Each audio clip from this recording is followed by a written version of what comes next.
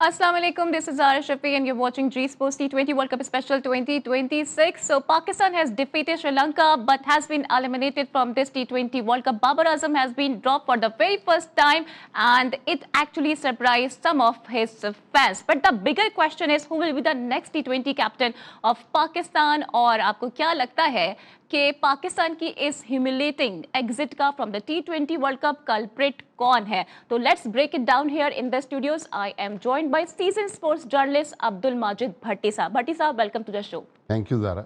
And I'm also joined by Fearless cricket analyst Kamar Raza Iffy. Iffy साहब, welcome to the show as well. Thank you very much सारा. और आगाज कर लूंगी भट्टी साहब से. भट्टी साहब, जीत के हार जाने वाली टीम को पाकिस्तान कहते हैं. देखें, ये कोई नई कहानी नहीं है. ये 2 साल पहले जब हम इमाद वसीम और मोहम्मद आमिर को लेके आए, अमेरिका से हार गए. उस वक्त भी हम पहले राउंड से बाहर हो गए. 2023 के 50 ओवर वर्ल्ड कप में वहाँ भी हम बाहर हो गए.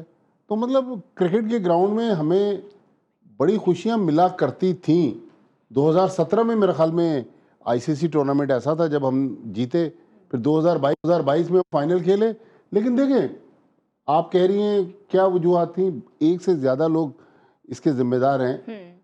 हम लोग कभी सर्जरी के पीछे छुप रहे हैं, कभी शख्सियात के पीछे छुप रहे हैं, कभी किसी को कुर्बानी का बकरा बनाया जाता है, लेकिन रूट कॉज जो है उसके पीछे नहीं जा रहे. लेकिन पाकिस्तान क्रिकेट के लिए बहरहाल बुरा हुआ. पाकिस्तान टीम अगर बेहतर सिलेक्शन होती, आज आप देखें ना, एक हमने अपने सुपरस्टार को जब 11 से निकाला तो एकदम से टीम का माहौल तब्दील हो गया. एक और नए सुपरस्टार साइम अयूब, जो समझते हैं कि शायद वो ब्रायन लारा बन गए. आप देखें, जब वो बाहर बैठे तो फ़खर जमान ने आके कैसे डिफरेंस डाला. तो मेरे ख्याल में अब टाइम आ गया है कि जो अच्छा है उसको आप अंदर रखें, जो बुरा है. अब एक और चीज़ आप देखें, अबरार अहमद को पिछले 3 मैचों से बाहर बिठाया. आज उन्होंने 24 रन देकर 3 आउट किए. उस्मान तारिक पे बहुत ज़्यादा रिलाई कर रहे थे.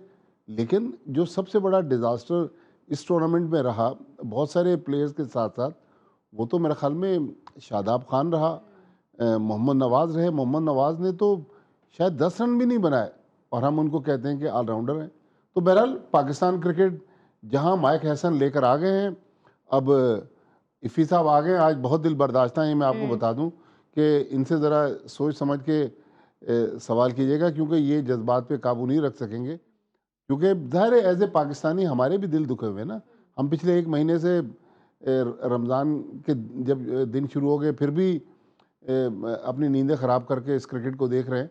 और क्रिकेट ने बहरहाल पूरी कौम को आज एक बार फिर लुटिया डुबो दी. एब्सोल्युटली. और इफ़ी, जैसे कि सर ने भी ये बात कही कि Shadab is one of the main culprit, जिसकी वजह से आज हमारा ह्यूमिलेटिंग एग्जिट हुआ है from the T20 world cup. लेकिन जहाँ तक हमें पता है, वो तो अगले कप्तान बने जा रहे हैं. देखिए, मुझे समझ में नहीं आया कि ये जो मैनेजमेंट और जो टीम कॉम्बिनेशन पाकिस्तान ने श्रीलंका भेजा था, इनको 6 मैच के बाद पता चला कि पाकिस्तान के लिए बेस्ट क्या हो सकता है. आज आपको 7वें मैच में पाकिस्तान या T20 वर्ल्ड कप में नजर आया, जहां पर आपको लगा कि यार फ़खर आपका टॉप ऑर्डर का बल्लेबाज था, उसने फिर प्रूफ किया. आपको एक ज़बरदस्त उसकी पार्टनरशिप लगी पाकिस्तान की.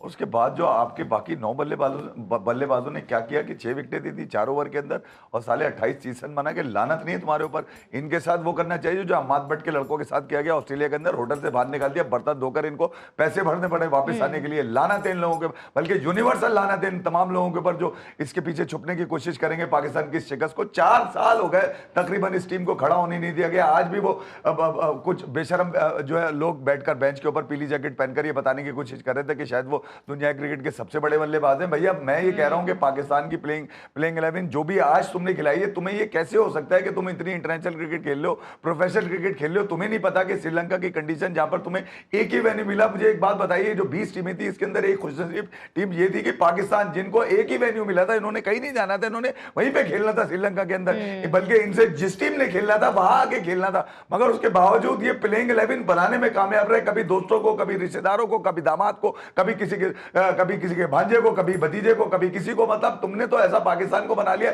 25 करोड़ आवाम का जो मामला है वो सिर्फ यही है कि यार ये इनके ऊपर सिर्फ लानत देते रहे और कुछ ना करें। मतलब कि जिस जज्बात को लेकर, जिस एहसास को लेकर पाकिस्तान के क्रिकेट फैन पिछले कई सालों से पाकिस्तान की एक बेहतरीन कंपोजिशन देखना चाह रहे हैं, वो कहीं बनती नजर नहीं आई। भी भट्टी साहब ने कहा कि 2022 में फाइनल खेले थे। कैसे खेले थे? आप तो वापस आने के लिए तैयार बैठे थे। आपको तो वो नेदरलैंड ने मौका दे दिया साउथ अफ्रीका को मार के। आप तो हमेशा किसी के कंधे पे चढ़कर जो है ना वो जो है ना शबो खून मारते हैं, और यही हुआ 2022 का फाइनल। पाकिस्तान ने क्या खेला, ऐसी की तैसी हो गई पाकिस्तान की क्रिकेट पे। बाबर से रिजवान, रिजवान से बाबर, उसके बाद शादाब, उसके बाद शाहीन। यानी कि यार तुमने पाकिस्तान की क्रिकेट को अपने घर के आंगन की टीम बना लिया। तुम्हारा जब दिल चाहा तुमने पाकिस्तान की क्रिकेट को बर्बाद कर दिया। आज भी पाकिस्तान की ये जो टीम है इसके अंदर भी सेटिंग है। और है क्या यार, आज आपकी प्लेइंग 11 बता रही है कि यार आपने आज उन तमाम लोगों को पीछे किया क्योंकि आप अकाउंटेबल होने थे, आपको गालियां पड़ती थी।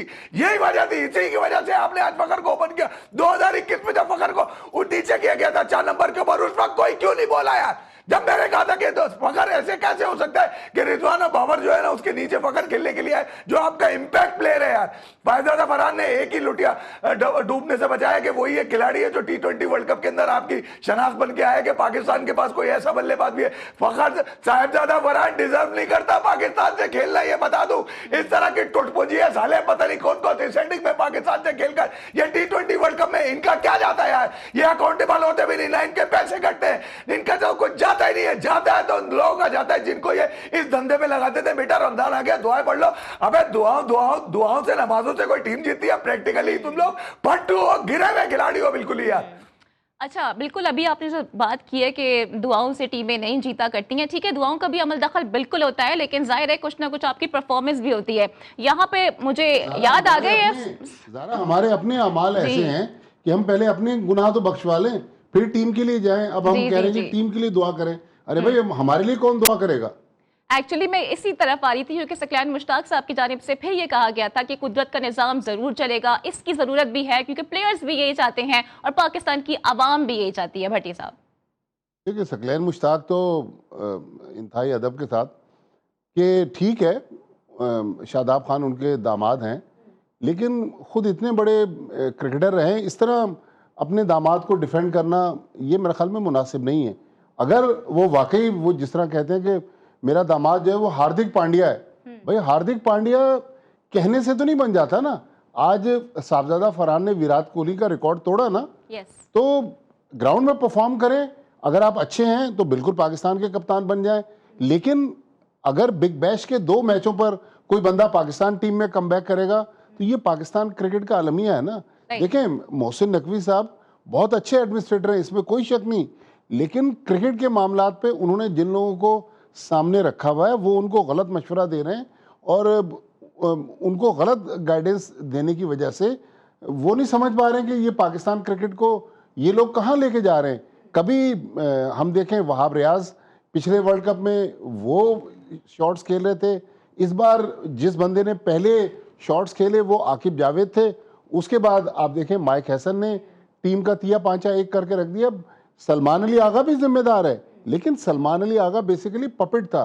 सलमान अली आगा की इतनी से नहीं थी जितनी जो डिसीजन मेकर था वो माइक हैसन था। माइक हैसन शायद आफरीदी जब कह रहा है कि भाई ये किसी फ्रेंचाइज की टीम नज़र आ रही है, तो मेरे ख्याल में आज जब हमारी बिल्कुल कश्ती डूबने के करीब थी तब हमें ख्याल है कि यार फ़खर जमान नाम का भी बैट्समैन हमारी टीम में मौजूद है। हालांकि पिछले मैच में मैंने उस दिन भी कहा कि नासिर हुसैन ने कहा कि फ़खर जमान किसी भी T20 टीम से ड्रॉप नहीं होता।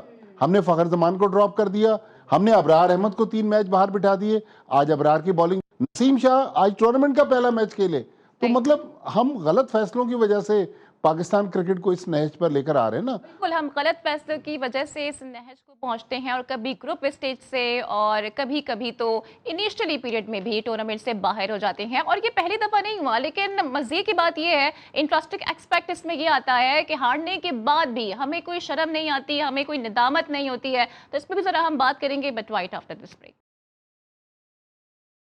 भट्टी साहब, इस बाउंड्री मूवमेंट में वो 3 लगातार लंबे लंबे छक्के भी शामिल हैं जो कि पाकिस्तान के प्रीमियम फास्ट बॉलर को लगातार 3 बॉलर पे पड़े हैं। ओस गिर रही थी, गेंद गीली हो गई थी, लेकिन ओस गिरने का मतलब ये नहीं है, आप गेंद में वेरिएशन तो लाएं। आप एक ही जगह गेंद पिच कर रहे हैं, एक ही स्पीड से करवा रहे हैं, तो मार तो पड़ेगी, लेकिन बाल बाल बचे। अदरवाइज आप देखें, हमने 3 एसोसिएट कंट्रीज को हराया, बड़ी टीमों इंडिया के खिलाफ आए, हम हार गए। हम इंग्लैंड के खिलाफ खेले, वो मैच हार गए। न्यूजीलैंड का मैच बारिश की नजर हो गया। श्रीलंका जो आईसीसी टेस्ट रैंकिंग में लोअर टीयर की टीम है, हालांकि होस्ट कंट्री है, लेकिन मेरा ख्याल में असल जो पाकिस्तान का टेस्ट था वो इंग्लैंड और इंडिया के 2 बड़े मैचेस थे, दोनों हम हार गए। तो इसका मतलब है कि ये इतना जो दावे करते रही national selection committee, mic Hesson और मुख्तलिफ लोग, तो पाकिस्तान टीम ने मेरा ख्याल में एक्सपेक्टेशंस के मुताबिक बिल्कुल परफॉर्मेंस नहीं दी। अब क्या होगा ज़ारा कि अब कुछ दिनों के बाद हमने जाना है बांग्लादेश। हाँ। अब आप देखिएगा, ये बांग्लादेश के खिलाफ परफॉर्म करेंगे। ये हमारा असल में मीडिया जो है ना, मीडिया बाज दफा इनको आसमान पे पहुंचा देता है, फिर कई बार मीडिया इनको जमीन पे गिरा देता है। भाई बांग्लादेश लेकिन के अभी खिलाफ तो ये भट्टी साहब मीडिया को भी मौका नहीं दे रही ना कि मीडिया जरा इनको चढ़ाए आसमान के ऊपर। मीडिया तो चढ़ा रहा था कि इंडिया के खिलाफ, मीडिया कह रहा था ना कि इस बार पाकिस्तान टीम अपसेट कर देगी। क्या अपसेट हुआ? 61 रन के बड़े मार्जिन से हम हारे। तो अब आप देखें बांग्लादेश की सीरीज में, ये अगर पता नहीं, बांग्लादेश अपने मुल्क में तो पिछली बार तो उन्होंने सीरीज पाकिस्तान से जीत ली थी, लेकिन अगर बांग्लादेश, मैं तो कह रहा हूं अब पीसीबी एक बार अनाउंस तो करे कि भाई ये लड़के अब हमारे T20 प्लान में नहीं है। जो नहीं है उनके बारे में एक क्लियर कट पॉलिसी आनी चाहिए। ये आधा तीतर आधा बटेर के जी ये खेल जाएंगे, ये वर्कलोड मैनेजमेंट है, ये फला है, ये सारा ड्रामा है। इस ड्रामे से आई वॉश है, पाकिस्तान क्रिकेट को नुकसान पहुंच रहा है। आप देखें ना, ईद के दिन करीब आ रहे हैं, लोग शॉपिंग सेंटर्स पे जाने के बजाय बैठे हुए मैच देख रहे हैं। पाकिस्तान क्रिकेट की मार्केटिंग जो है उसमें भी असर पड़ रहा है कि पाकिस्तान टीम अंडर परफॉर्म कर रही है। और आज तो बल्कि सलमान अली आगा ने कहा कि हमने पूरे टूर्नामेंट में अंडर परफॉर्म किया। भाई आप माने तो आज जिस दिन पाकिस्तान की कश्ती जो है वह दरिया में डूब गई। बिल्कुल, खिलाड़ियों ने तो फैंस को काफ़ी ज़्यादा डिसअपॉइंटेड किया, इसमें तो कोई दो राय नहीं है। लेकिन इफ़ी, मैं मुस्तकिल आपको देख रही हूँ, आप मुझे बड़े मायूस, बड़े गमज़दा, बड़े डिसअपॉइंटेड नज़र आ रहे हैं। तो क्या कहेंगे कि पाकिस्तान टीम में इस वक्त पोस्टमार्टम की ज़रूरत है या सर्जरी की ज़रूरत है, या हमें बोल्ड फैसले करने होंगे जैसा कि हमने इस मैच में किया कि बाबर को बाहर बिठाया? मैं एक जुमला कह दूं इफ़ी के पास जाने से पहले, इन दोनों चीज़ों की ज़रूरत नहीं है, सर्जिकल स्ट्राइक की ज़रूरत है। और फैसला कौन? Surgical strike. ये नहीं कि मीडिया में आके बयानबाजी कर दी। वाकई अगर कोई नहीं है टीम के काबिल, वैसे ही ना भट्टी साहब, जैसे बाबर के साथ की है प्रीवियस मैच में अगेंस्ट श्रीलंका। इफी नहीं यार, मैं तो सीधी सी बात है, हमेशा डिसअपॉइंट होता हूँ। और मैं ख्याल में T20 क्या मतलब किसी भी तरह की क्रिकेट, पाकिस्तान तीनों फॉर्मेट में गिरा हुआ है। आप ये नहीं देखेंगे पाकिस्तान यहाँ हार गया, हर इवेंट आता है ये हमेशा जिल्लत उठाते हुए नजर आ रहे होते हैं। और डिसअपॉइंटमेंट जो है वो उन क्रिकेट फैंस को हो रही होती है। पिछले 4-5 सालों में पाकिस्तान की क्रिकेट में कभी मैथ्यू वेड आ जाता है, कभी शाहीन खड़ा हो जाता है, कभी शादाब खेल जाता है, कभी बाबर खेल जाता है, कभी रिजवान खेल जाता है, कभी हारिस रऊफ जिसको आप बिठा कर आए कि वो पिट जाता था उसको बाहर कर दिया, उसने हारिस रऊफ की पूरी कमी पूरी कर दी। शाहीन, आज पाकिस्तान के लिए मैच जीतना अहम नहीं था, पाकिस्तान के लिए इंग्लैंड से मैच जीतना अहम था, पाकिस्तान के लिए न्यूजीलैंड वाला मैच चलो बारिश की नजर हो गया था तुम्हें यार, कम से कम इंडिया से हार गए थे, मुझे उसकी भी फिक्र नहीं थी कि इंडिया तो टॉप टियर की टीम है ना, वर्ल्ड चैंपियन है यार, वो आप उसे हार जाते हैं मैं खुश होता हूं कि चलो आप हारे तो किसी बड़ी टीम से हारे। इंग्लैंड वाला मैच जो आपका जीता हुआ मैच था यार, मतलब वहां से अगर आप हार गए, फिर इंग्लैंड ने आपको कल शोल्डर दिया, रेहान अहमद आपके लिए साला साहिवाल का लौंडा निकल कर आया और उसने तुम्हारे लिए मैच खेला था, उसने तुम्हें मौका दिया था, उसने कि जाओ तुम्हारे में तप्पड़ है तो साले जीत के खड़े होकर दिखा दो। आज पाकिस्तान की प्लेइंग 11 ये बता रही है कि जितने लोग यहाँ पे गए थे सरकारी कोटे के ऊपर गए हुए थे, आज आपने क्यों उन लोगों को बिठाया यार? वो जो 4,500 रन T20 के अंदर मार चुका, 128 स्ट्राइक रेट थे, पीली जैकेट पहन के मासूम बन के, बिल्कुल ही मिस्कीन बन के, आज टोपी लगा के बैठा हुआ था, इस तरह था बदहवास हुआ,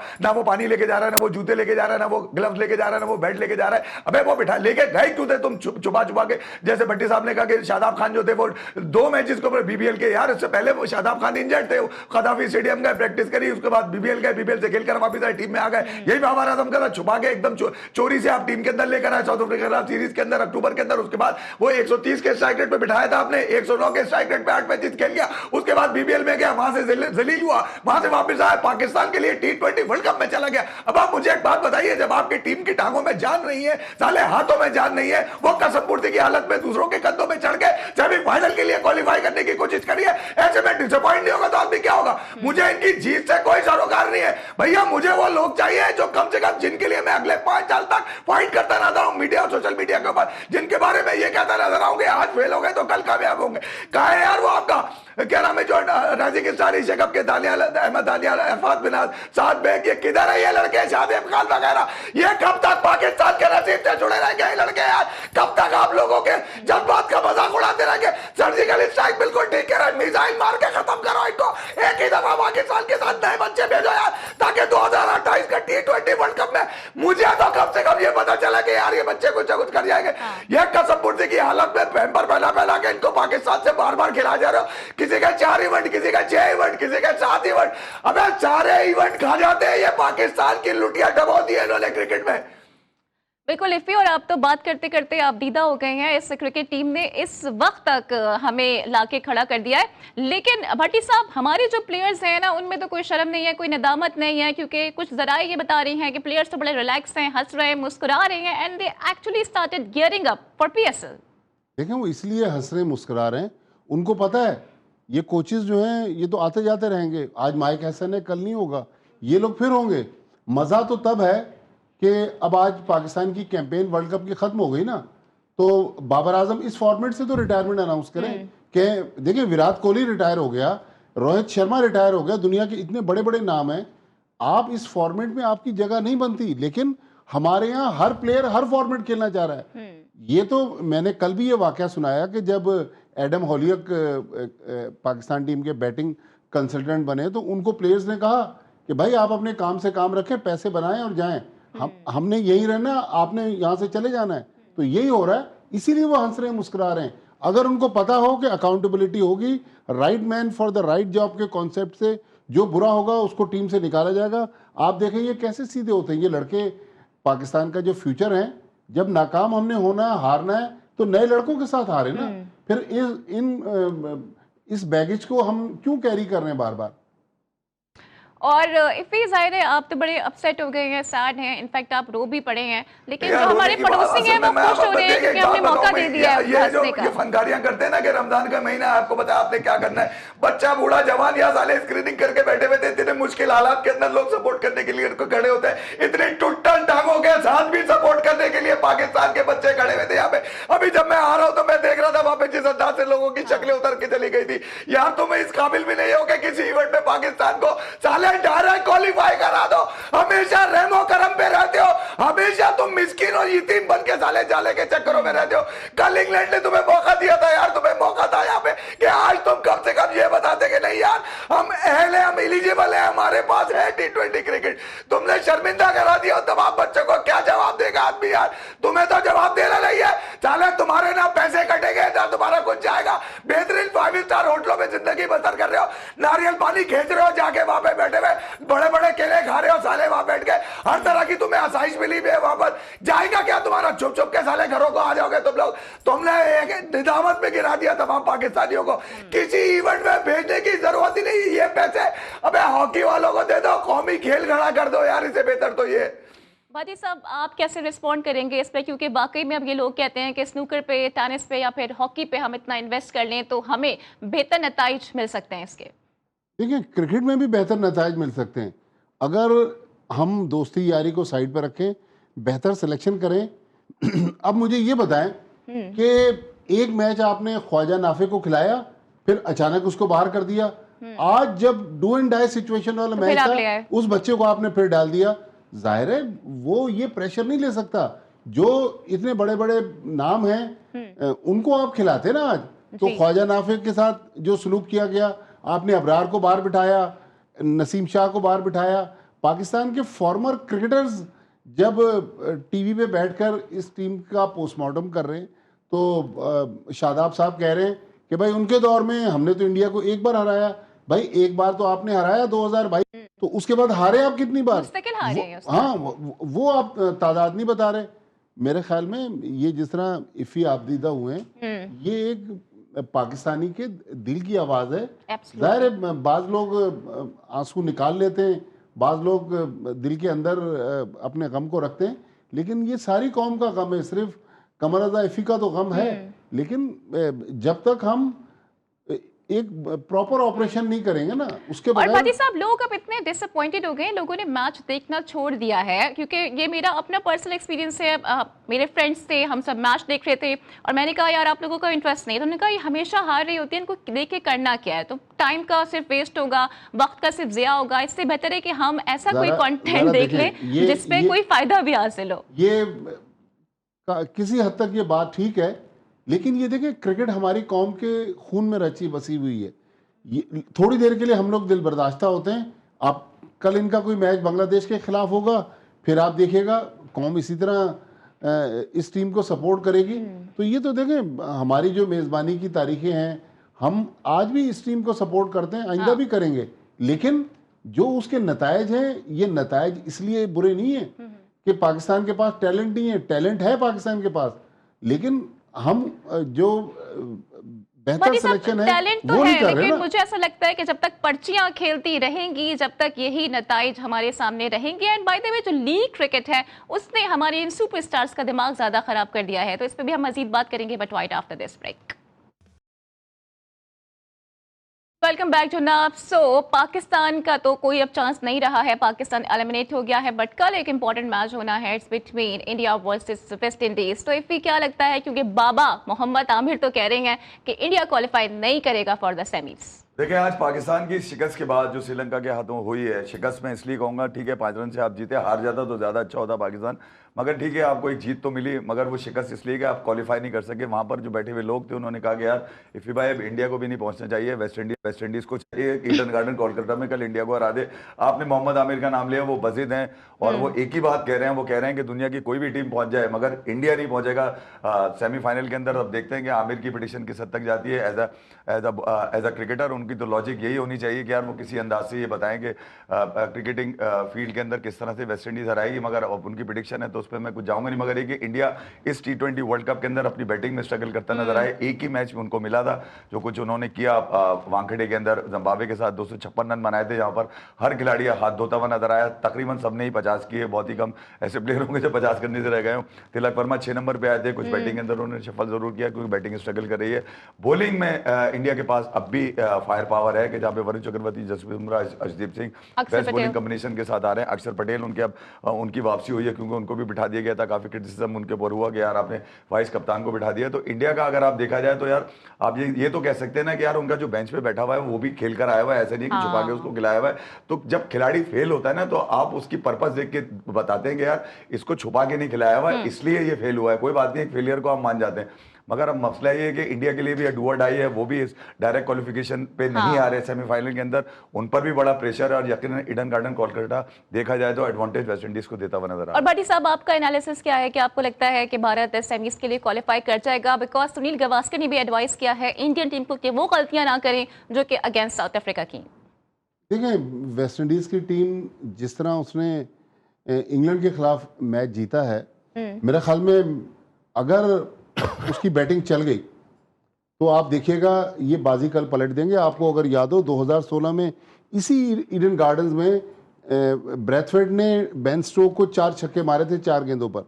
हारा हुआ मैच वेस्ट इंडीज की टीम वो वर्ल्ड चैंपियन बन गई। तो वेस्ट इंडीज की टीम मेरा ख्याल में कल इंडिया को मुझे नहीं लगता कि प्रेशर, अब ये पहला मौका आया है ना कि पाकिस्तान टीम तो प्रेशर में खुद भी रहती है, अपने शायकीन को भी प्रेशर में रखती है। इंडिया पहली बार इस तरह प्रेशर में आया। लेकिन एक और बात ज़ारा कि हमें ये नहीं भूलना चाहिए, इस बुरी परफॉर्मेंस के बाद हमारे न्यूज़ चैनल्स पर जिस तरह इस टीम का पोस्टमार्टम होना चाहिए था, वो इस जो जंग हो रही है अमेरिका वर्सेस ये गल्फ की जो सिचुएशन है, फिर पाकिस्तान और अफगानिस्तान के दरमियान जो जंग चल रही है, ये उस जंग के अंदर भी छुप गए। वो जो जंग के बादल थे ना, उन बादलों ने इनको भी फायदा पहुंचा दिया, वरना अभी तक तो आप देखते कैसे बखरी होते न्यूज़ चैनल इनके। अच्छा इफ़ी, क्योंकि अगर इंडिया नहीं पहुंचता है तो it will be the first time ever in the history of T20 world cup के सुपर 4 में कोई भी ऐसी टीम, एशियन टीम नहीं होगी। देखिए गौतम गंभीर यकीनन बाहर कर दिए जाएंगे। सूर्या कुमार यादव का आखिरी टी20 वर्ल्ड कप है एज कैप्टन, क्योंकि अब शुभमन गिल ने आना है, क्योंकि शुभमन गिल को ड्रॉप कर दिया गया था। उसके बाद तिलक वर्मा क्योंकि इंजरी सेट हो गए थे, वापस आ गए थे। इंडिया ने एक कॉम्बिनेशन अपना चेंज किया। ऊपर उन्होंने अभिषेक शर्मा के साथ जो है वो संजू सैमसन को इन किया था आखिरी मैच के अंदर। उसके बाद ईशान किशन को नीचे किया था, सूर्या कुमार अपने नंबर पे आए थे, फिर उसके बाद हार्दिक पांड्या ऊपर कर दिया। जिम्बाब्वे के खिलाफ जो कॉम्बिनेशन था उनका, डेफिनेटली कहीं ना कहीं इंडिया अपनी बैटिंग में स्ट्रगल कर रहा है। यूएसए, नेदरलैंड, सिर्फ पाकिस्तान के खिलाफ देखा जाए तो वो अच्छी परफॉर्मेंस देते हुए नजर आए थे। बाकी तमाम टीम्स के अगेंस्ट इंडिया ने स्ट्रगल किया। एक नमीबिया थी जिसपे 200 मारे हैं अब तक श्रीलंका ने, और दूसरी जिम्बाब्वे थी जहां पर 256 रन मारे थे। तो मैं ये कह रहा हूं कि अब इंडिया का जो मुकाबला है वो असल में बैटिंग से है। भट्टी साहब ने बिल्कुल सही याद दिलाया कि वेस्ट इंडीज वहां का चीता है, ईडन गार्डन कोलकाता का, वो उनको ज्यादा एडवांटेज वेस्ट इंडीज को बैटिंग का वहां पर ज्यादा रहेगा। इंडिया अगर कल पहले बैटिंग करता है, अगर प्रिडिक्शन आप जा रही है, इंडिया अगर कल पहले बैटिंग करता है तो कम से कम 200 प्लस उनको रन करने पड़ेंगे, वरना वेस्ट इंडीज से तवक्को ये ना रखेंगे वो 200 के अंदर के कोई भी रन चेज नहीं कर सकते। वो बिल्कुल केपेबल है कि वो चेज करें। 9 नंबर पे रोमारियो शेड 50 मार रहा है आके, यार आप अंदाजा लगा लीजिए। अच्छा भट्टी साहब, आपको क्या लगता है कि जो भारतीय ओपनर्स हैं कल के मैच में उनका रोल कितना इंपॉर्टेंट होगा? खासकर अभिषेक शर्मा की मैं बात करूं, क्योंकि रिसेंटली मोहम्मद आमिर को गलत साबित कर चुके हैं। The previous match he scored almost 51 runs. देखिए अभिषेक शर्मा, इसमें कोई शक नहीं कि टैलेंटेड बैट्समैन है, लेकिन उन्होंने जो 50 रन बनाए हैं वो अगेंस्ट जिम्बाब्वे बनाए। एक क्वालिटी बॉलिंग अटैक के खिलाफ अगर आप इसी तरह की इनिंग्स खेलेंगे फिर वो इनिंग्स मैटर करती है। मेरा ख्याल में कल क्वालिटी बॉलिंग अटैक है, यहाँ अभिषेक शर्मा का पता चलेगा। लेकिन मोहम्मद आमिर बिल्कुल सही कहते हैं कि इस तरह की जो आप हर गेंद पे चौके छक्के मारते हैं, ये बड़ी टीमें आपको मौका देती नहीं है। तो वेस्ट इंडीज़ की टीम अगर अभिषेक शर्मा ने छक्के मारे तो आप देखिएगा वेस्ट इंडीज़ के पास तो इस तरह के 5-6 बैट्समैन मौजूद हैं। फिर डैरेन सैमी जो 2 T20 world cup West Indies ने जीते, दोनों के एक में कप्तान थे, एक में एज ए प्लेयर वो टीम का हिस्सा थे। मेरा ख्याल में मुझे लग रहा है कि इस बार as a coach Darren Sammy जो है वो डिफरेंस डाल भी रहे हैं और कल के मैच में डालेंगे। और भारत की टीम, देखिए भारतीय कौम जो है ना, चाहे सुनील गावस्कर हो चाहे और कोई उनके प्लेयर्स हो, वो बहुत ज्यादा बायस्ड हैं, वो बहुत ज्यादा हकायक नहीं बयान करते, वो खुद फरेबी के शिकार हैं कि जी हमारी टीम फाइनल में पहुंच जाएगी या सेमीफाइनल में पहुंच जाएगी। भाई जब कल मैदान में उतरेंगे उसके बाद आप रिजल्ट अगर अच्छा देंगे फिर पता चलेगा कौन कितने पानी में। यानी कि कल का मैच बहुत ज्यादा टफ होने वाला है और इजी विन तो नहीं होगा भारत के लिए। हमारे लोगों को जो आज गम लगा है ना, उनके भी गम तभी गलत होंगे जब कल इंडिया हारेगा। एब्सोल्युटली, वो कहते हैं ना ठंड पै गई, वो वाले मामलात होंगे पाकिस्तानी नेशन के साथ। एंड बाय द वे कुछ बात करेंगे पाकिस्तान क्रिकेट के हवाले से, क्योंकि एक नई डिबेट पैदा हो गई है कि नया T20 कैप्टन कौन बनने वाला है, और कहीं ना कहीं back of the mind Babar Azam की भी आवाजें आ रही हैं। तो इससे मुताल्लिक कुछ बात करेंगे, but right after this break. Welcome back जनाब। और अगला T20 कप्तान पाकिस्तान का कौन होगा, क्योंकि बहुत सारे नाम सामने आ रहे हैं, लेकिन एक नाम है जो कि बहुत शिद्दत के साथ सामने आ रहा है, वो है जनाब बाबर आजम साहब का। इफ़ी क्या लगता है, क्या बाबर फिर से कप्तान बनने जा रहे हैं T20 फॉर्मेट में? यार मैं तो कह रहा हूँ उसको श्रीलंका में ही भागकर आया आदमी, बेहतर ये कि यहाँ लेकर ही ना आया तो कप्तान बने। देखिए पाकिस्तान की क्रिकेट की अगर आप बर्बादी चाहते हैं, 4 साल में जिस तरह से पाकिस्तान की क्रिकेट बर्बाद हुई है, $25 की ये सेल्फियाँ लेते हुए रंगे हाथों पकड़े गए। वहाँ पर लोगों को भी पता है कि किसकी वाइफ जो थी वो वहाँ पर जिन्होंने अंडरस्टैंडिंग बनाई हुई थी कि वहाँ पर $25 की सेल्फी दी जाएगी, वो कुछ लोग उसके अंदर टीम के अंदर भी मौजूद थे उसके अंदर के। तो मैं ये कह रहा हूँ कि जहाँ पर ये मामला हो, आप 123 रन मारा रहे हो T20 वर्ल्ड कप में, अमेरिका से आप हार रहे हो, फिर आपका यही नहीं पता हो कि मैथ्यू वेड छक्के मार सकता है, शाहीन को आप बॉल पकड़ा दें। 2021 में कई ऐसे वाकयात है। एशिया कप आप देख लें, एशिया कप में ये नहीं था तो इसके बारे में कहा गया कि भैया हमें एक एंकर करने वाला चाहिए। यहाँ पे आपने 6 मैच दे दिए, 7वें मैच में बिठा के आपने ये प्रूव कर दिया कि बाबर आजम की T20 क्रिकेट खत्म हो गई। बाबर आजम के अगर थोड़ी सी शर्म बाकी है बाबर आजम के अंदर, तो इस पीली जैकेट पहनने के बजाय T20 वर्ल्ड कप T20 से अपनी रिटायरमेंट का ऐलान कर दें, वो ज्यादा बेहतर होगा। मजीद ये कि अगर आप इरफान मिनाज को देखना नहीं चाहते, आप नीचे मास सदाकत को देखना नहीं चाहते, आप अरफात मिनाज के भाई को देखना नहीं चाहते, सादबेग को देखना नहीं चाहते, शाहजेब खान को देखना नहीं चाहते, अगर आप पाकिस्तान के राइजिंग स्टार्स को देखना नहीं चाहते, शामिल हुसैन को देखना नहीं चाहते जो पाकिस्तान शाहीन के इस वक्त कप्तान है इंग्लैंड लाइन्स के खिलाफ खेलने, तो पाकिस्तान का बच्चा अगर 2021 से 2026 में आएंगे, एक नसीम शाह अंडर 19 से आया हुआ टीम के अंदर जो आज खेला है तकरीबन 6 मैचेस बैठने के बाद T20 वर्ल्ड कप के अंदर। तो मुझे एक बात बताइए, वो बच्चे क्रिकेट हो क्यों रही है? फिर वो नेशनल T20 कप चल रहा है आपका वर्ल्ड कप के दौरान, जबकि ये बहुत पहले हो जाना चाहिए था। तो मैं ये कह रहा हूँ कि किसकी आंख के तारे हैं ये, कौन सी सेटिंग है, कौन सा तावीज़ गाड़ कर ये पाकिस्तान की टीम में आ चुके हैं, जिनका मतलब ये फेलियर के बावजूद इनको मुस्तकिल मौके दिए जा रहे हैं। और आज लानत है उन तमाम लोगों के ऊपर जो बाबर आजम को कप्तान बनाने की बात कर रहे हैं। भले वो कोई भी, एक बात मैंने इसी चैनल के ऊपर बैठ के की थी कि जो लोग बाबर आजम के बारे में ये कह रहे हैं ना कि उसको 4 नंबर का खिलाड़ी नहीं, उसको 4 नंबर पे भेजना नहीं चाहिए, वो बाबर आजम को डिफेंड कर रहे थे। वो पाकिस्तानी टीम की बेहतरी नहीं चाह रहे थे। वो ये नहीं कह रहे थे कि इसको होना ही नहीं चाहिए, वो ये कह रहे थे इसका नंबर 4 नहीं बनता। इसका मतलब उनकी ख्वाहिश थी कि बाबर आजम को 4 के बजाय 3 या 2 पर खिला दिया जाए। आज भी कुछ लोगों की ख्वाहिश थी कि पाकिस्तान में इनको आज श्रीलंका के खिलाफ खिला दिया जाए। देखिए यार, बाबर आजम का होना ना होना, या बल्कि होना भी अब तो पाकिस्तान की बुराई में आता है। वो बेंच पे बैठे, पाकिस्तान आज बच गया, सेमीफाइनल में पहुंच पाया। तो इसका मतलब ये है कि अगर आप 8 से 9 इवेंट के बाद भी अगर वो खिलाड़ी आपके लिए किसी काम ना हो, 2 WTC के हैं, उसके अंदर जा चुकी हैं आपकी, 2 एशिया कप जा चुके हैं, 1 एशिया कप 50 ओवर का जा चुका है, चैंपियंस ट्रॉफी जा चुकी है आपकी, 4 T20 वर्ल्ड कप है, 14 T20। यार आप मुझे बताइए कौन सा खिलाड़ी है दुनिया का ऐसा जिसको इतने मौके दिए गए होंगे। पाकिस्तान का ये प्रीमियर बैट्समैन है इस वक्त। अगर T20 वर्ल्ड कप में, T20 में देखा जाए तो 4590 रन बना चुका है 128 के स्ट्राइक रेट से।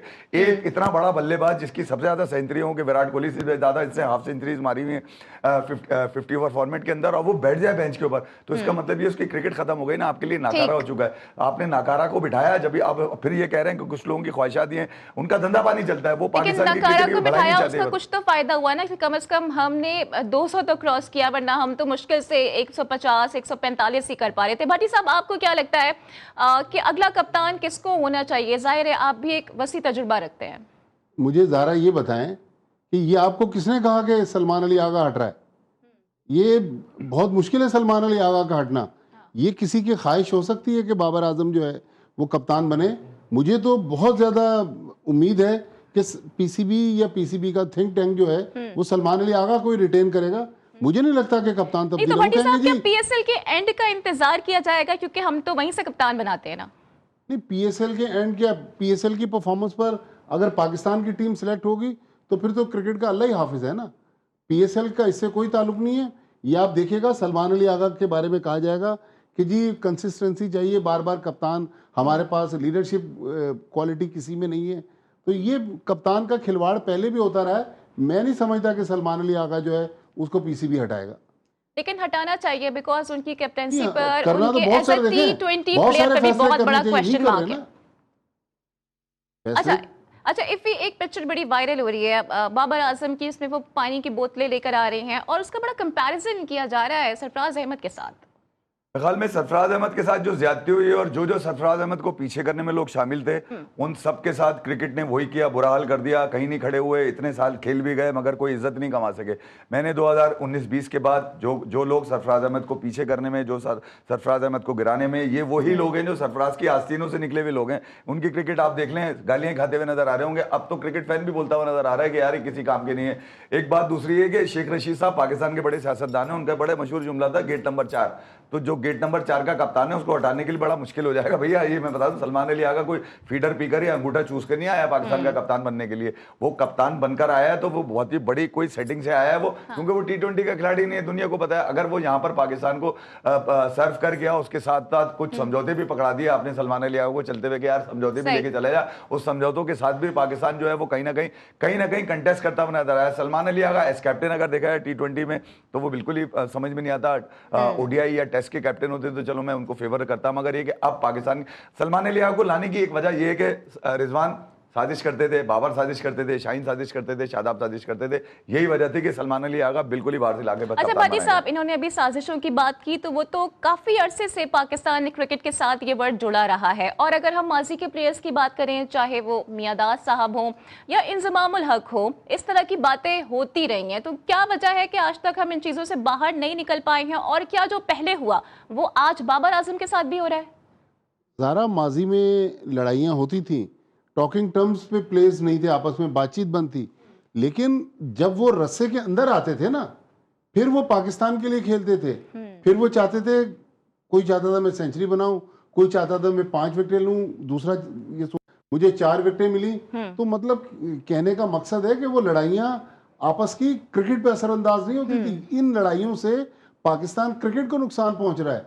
सलमान अली आगा ठीक है, सलमान अली आगा कॉम्प्रोमाइजिंग कैंडिडेट थे, उनको मुश्किल वक्त में लाया गया, लेकिन मुझे नहीं लग रहा कि सलमान अली आगा पाकिस्तान की कप्तानी से हटेंगे। वो कहते हैं ना कि दुल्हन वही जो पिया मन भाई, तो ये यहाँ पर सलमान अली आगा ही रहेंगे। इतनी आसानी से सलमान अली आगा T20 की कप्तानी से जाने नहीं वाले।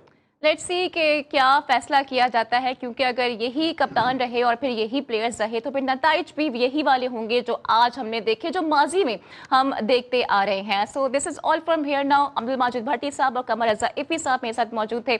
आपका बहुत शुक्रिया। कल होती है आपसे फिर मुलाकात, same time same place. Till then take care. अल्लाह हाफिज़।